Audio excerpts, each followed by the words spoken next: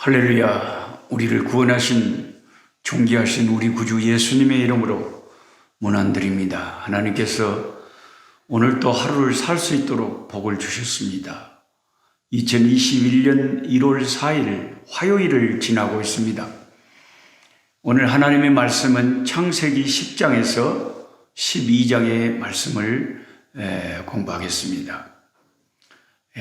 특별히 제가 이것은 중요하기 때문에 매년 다른 말씀을 나눌 때도 있고 또 같은 말씀을 나눌 때도 있습니다. 저는 그런데 아브라함의 이야기가 나오면 그 아브라함이 받은 그 복에 대해서 그걸 그냥 지나치고 가기가 힘들어요. 너무 중요한 것이기 때문에 제가 자주 반복하더라도 귀에 못이 박힐 정도로 반복이 되더라도 이걸 중요하니까 자꾸 노록수 목사가 말을 하는가 보다 이렇게 이해를 해 주시면 좋겠습니다. 아브라함이 받은 복에 대해서 함께 나누고 싶어요. 아브라함이 받은 복. 아브라함이 받은 복은 참 그 특징이 몇 가지가 있는데, 첫째는 그 아브라함에게 그렇게 하나님이 너는 복의 근원이 될 거라 그랬잖아요. 복의 근원이 될 거라고. 그러니까 성경에는 수없이 세상이 타락했을 때도 항상 하나님이 이뻐하고 하나님이 의롭게 여기고 하나님이 복 주고 싶어 하시고 하나님이 그 얼굴을 그에게 향하여 드시고 얼굴빛을 비춰주시고 평강을 주시고 은혜를 주시는 아주 하나님이 싸고 도는 사람들이 성경에는 항상 나와요. 노아가 그렇고 에녹이 그렇고 그리고 아브라함이 그렇죠. 아브라함이 받은 복, 왜냐하면 하나님이 아브라함을 향해서 너는 복이 될지라 그랬거든요. 하나님이 아예 선포를 해보잖아요. 아브라함 너는 아예 움직이는 복덩어리다 이거예요. 복이 움직이고 있는 거예요. 그러니까 아브라함은 정말 그 복을 우리가 연구하면 연구할수록 저와 여러분이 아브라함의 비슷한 그 비슷하게 부스럭이라도 그 은혜를 받는다면 우리도 작은 아브라함처럼 아브라함의 복된 인생을 산 것처럼 우리도 그렇게 살 수 있잖아요.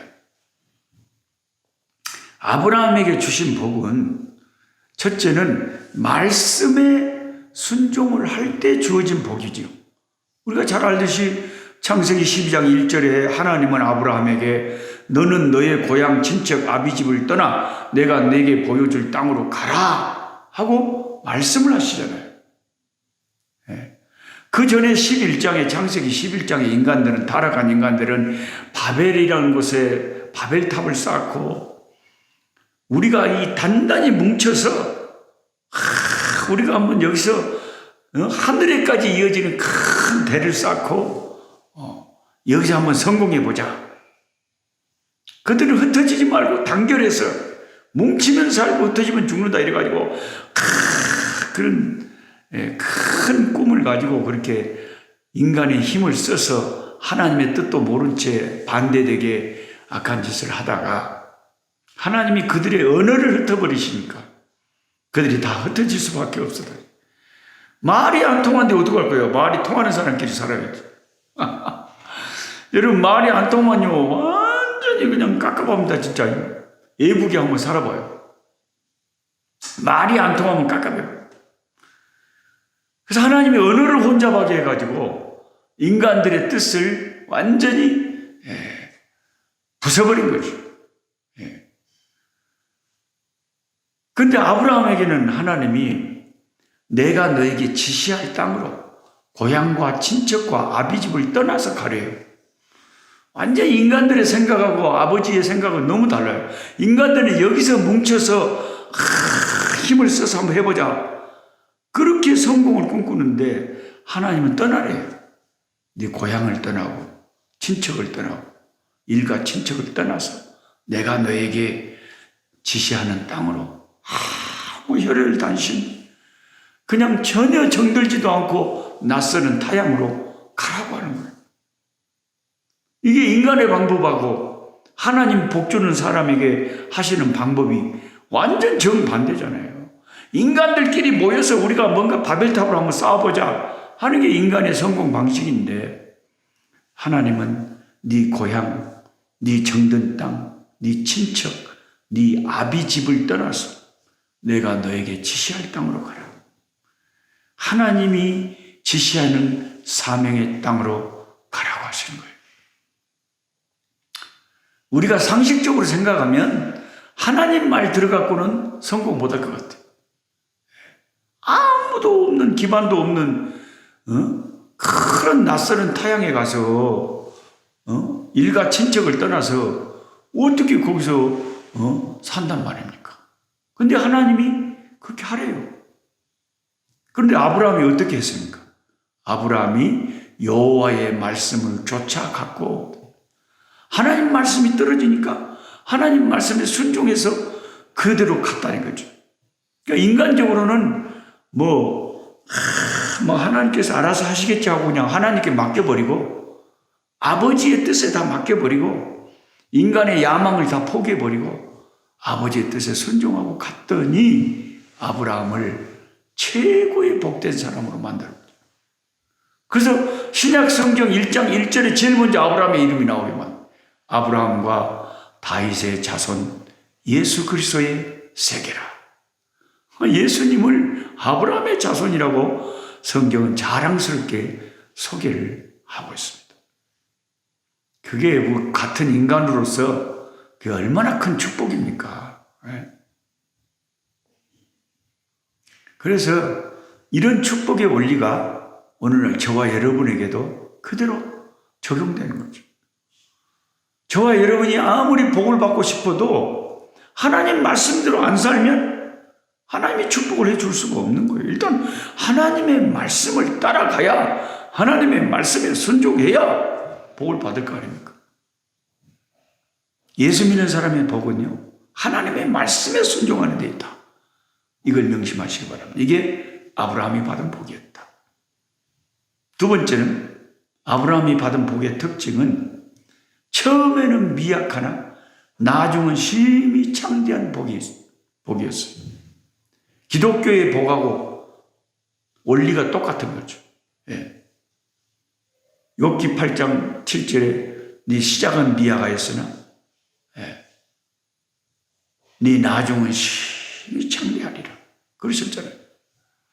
그게 기독교의 일반 복의 원리예요. 예수님 보세요.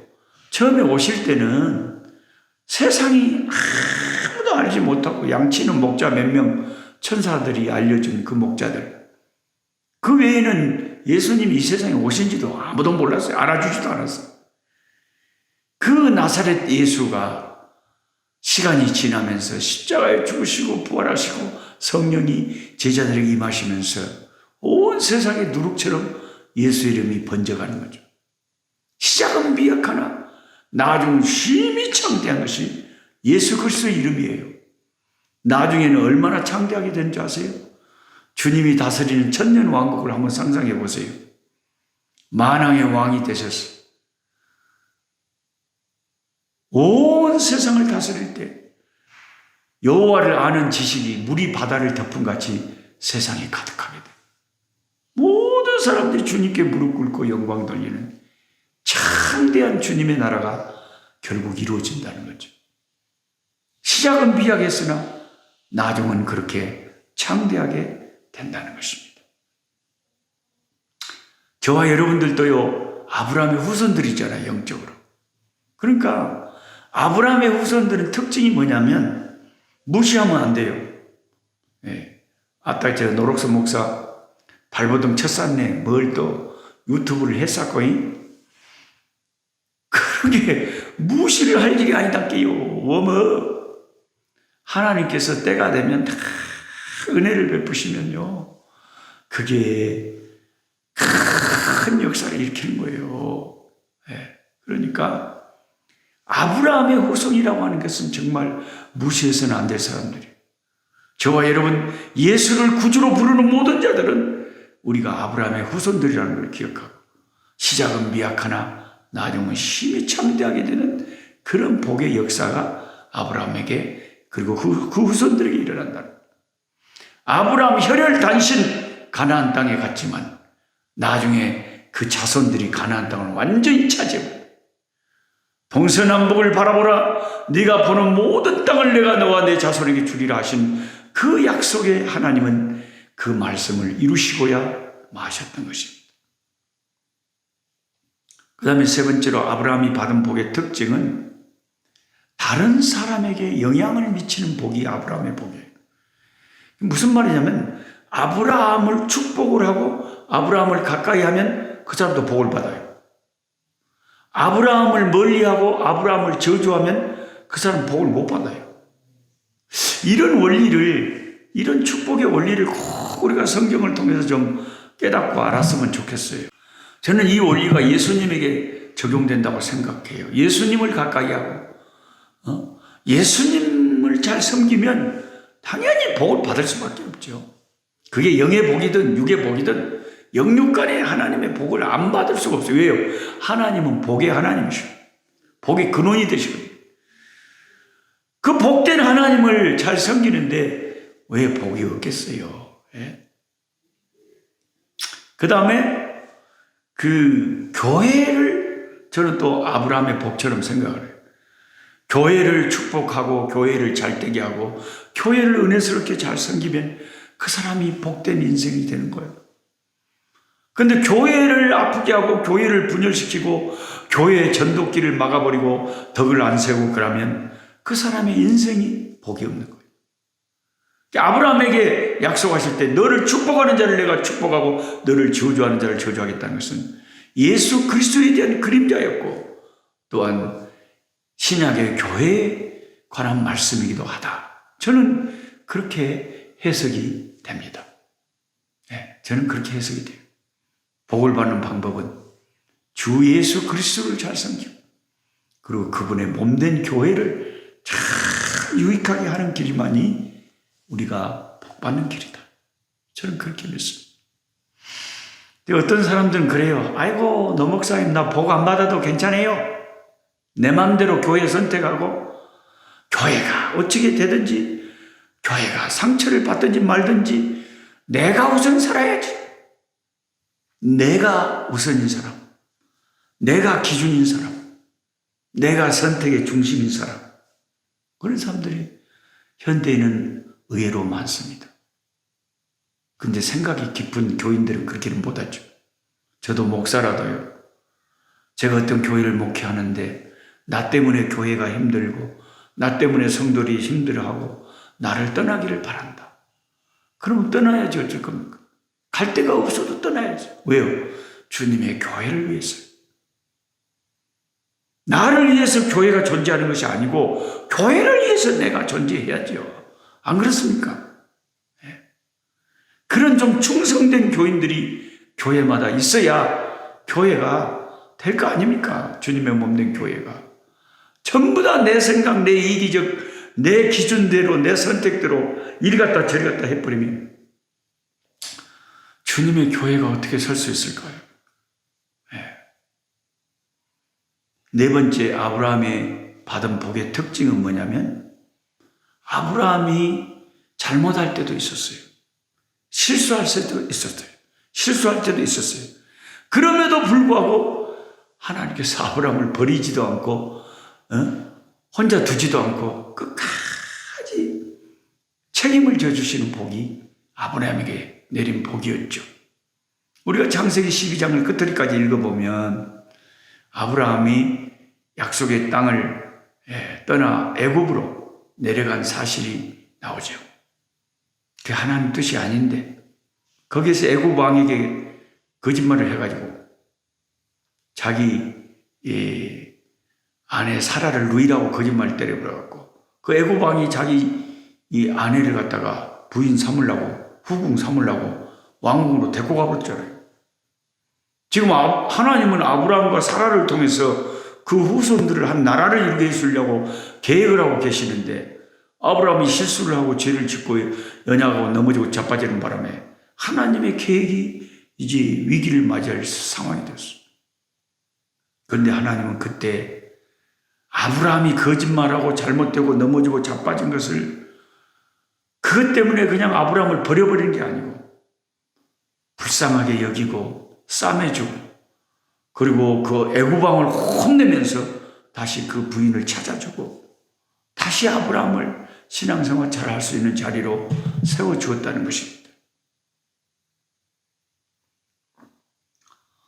이런 성경 본문은 우리가 거짓말을 해도 된다는 그런 것을 교훈하기 위해서 쓰여진 말씀이 아니고 우리가 이렇게 연약하고 부족함에도 불구하고 하나님께서 한 번 그 작정한 자기 백성을 그렇게 책임지시고 사랑하시고 꼭 부모가 자식을 감싸듯이 그렇게 하시는구나. 그건 하나님의 사랑을 깨달을 수 있는 본문으로 우리가 읽어야 된다는 거죠. 그리고 아브라함이 받은 복은요, 자손의 복이죠. 그렇죠? 아니, 인간의 복 중에서 제일 큰 복이 뭐게요? 뭐, 이빨 좋은 복, 장수의 복, 재물의 복, 건강의 복, 잘생긴 복, 여러 가지가 있겠지만, 가장 큰 복은 뭐니 해도 자식의 복이죠. 여러분, 한번 생각해 보세요. 내 시대에는 너무 잘 살았어. 근데 자식들이 시대에는 쫄딱 망해갖고 자식들이 거지 노릇하고 살아. 그게 복된 인생일까요?